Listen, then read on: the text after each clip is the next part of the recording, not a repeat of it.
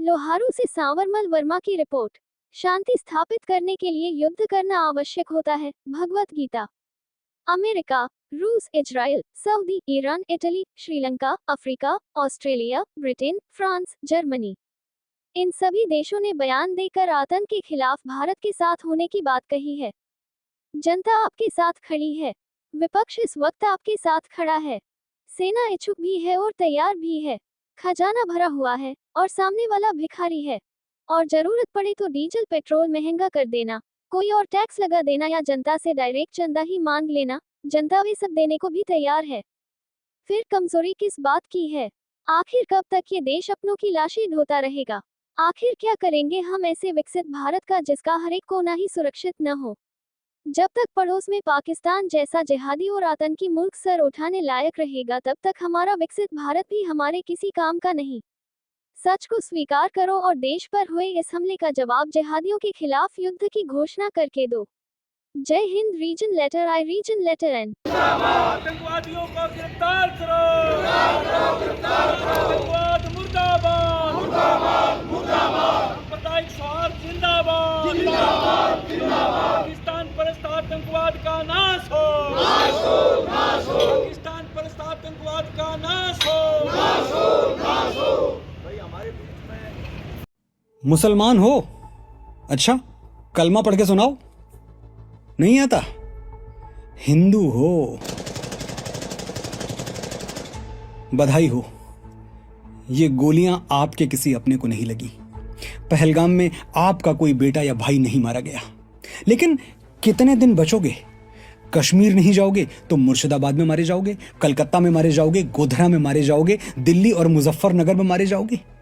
अगर तुमने तय ही कर लिया है कि तुम शेर नहीं बकरे हो, तो कटने के लिए भी तैयार रहो। नंबर बस आने ही वाला है। एक आइडिया है मेरे पास। हर हर महादेव बोल के तुम एक तो हो नहीं सकते, तो अल्लाहू अकबर बोल के घुटने ही टेक दो, कलमा वलमा ही सीख लो, जान तो बच जाएगी, सर तो धड़ से अलग नहीं होगा। बुरा लग रहा है ना? उंगलियां मचल रही हैं कमेंट में मुझे गालियां देने के लिए। जितनी ये उंगलियां मचल रही हैं, अगर तुम्हारी भुजाएं उतना ही फड़कती तो 25 निर्दोष हिंदुओं की ऐसे अकाल मृत्यु नहीं होती। और प्रॉब्लम यह है कि तुम अब भी नहीं समझोगे। मैं कहूंगा हिंदू खतरे में है, तुम कहोगे संघी है, आरएसएस वाला है। मैं कहूंगा बटोगे तो कटोगे, तुम कहोगे बीजेपी का चमचा है। मैं कहूंगा औरंगजेब का इस्लाम नहीं चलेगा, तुम कहोगे हम तो सेक्युलर हैं, जब तक दरगाह पे चादर न चढ़ा दें हमको चैन ही नहीं आता।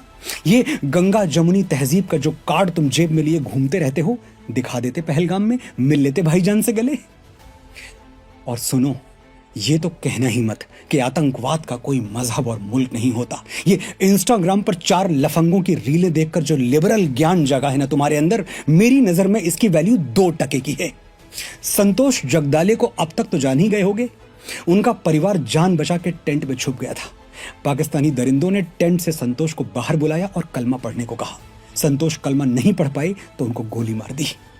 मंजूनाथ शिवामू कर्नाटक से थे। उनकी पत्नी पल्लवी के सामने आतंकियों ने उन्हें तड़पा तड़पा के मारा।